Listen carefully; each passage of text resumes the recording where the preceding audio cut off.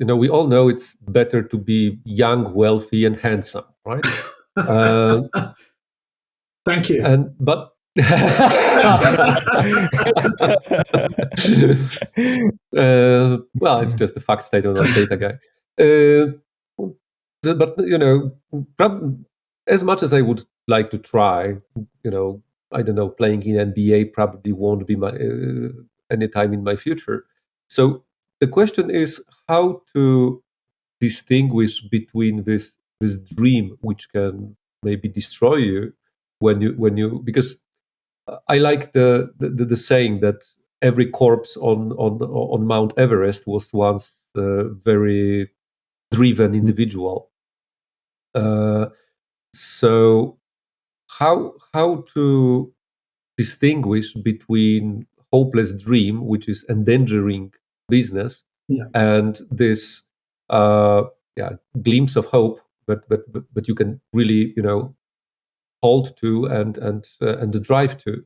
Do you have any advice on Yeah, I think distinguishing? so. So I think we're talking a little bit about change management is driven by strategic planning.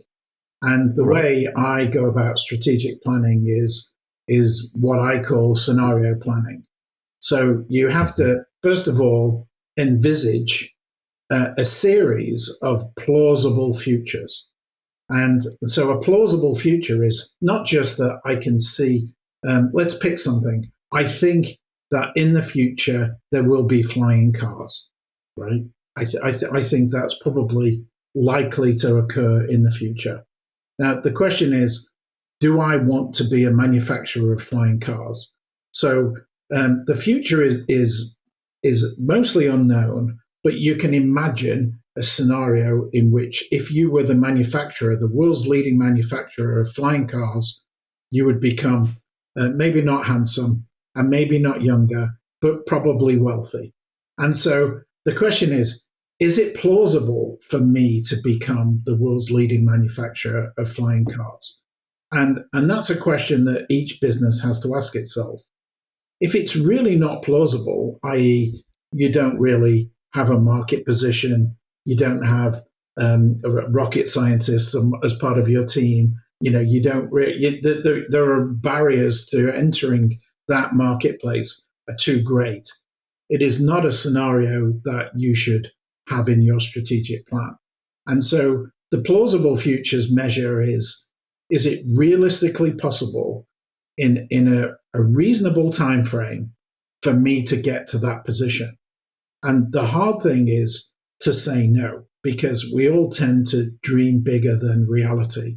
And so part of it is you have to say, okay, if it's a plausible future, what are the steps, which I call now, new, and next? So what can I do now to move towards that plausible future? What new things would I have to do to create the potential that that future could become real? And then what would be the next step for my business along that path? And quite often you can see the fatal flaws in people trying to achieve futures that are really not plausible for that company. I see that a lot. That we love to dream, and people like to follow those dreams, and they like to believe that through osmosis or some sort of imaginary force, I will get from A to B. But we all know that any journey from here to there begins by knowing where there is and believing that I can take reasonable steps to move towards that position and in a reasonable time. When you put in Google Maps, you want to go from A to B, you know where B is, and you can say, if I want to be in New York in 5 hours, my plausible future is I need to get on an aeroplane. Right? If I think I'm going to drive there in 5 hours, I'm going to be seriously disappointed. I could waste a lot of time and energy and effort, but I will not be in New York in 5 hours' time.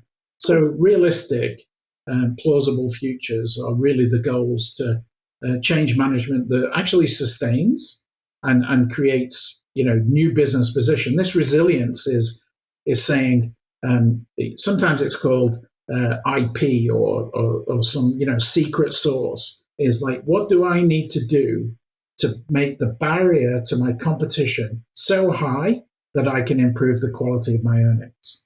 And there are solutions to that for every business. Listen to Between Data and Risk podcast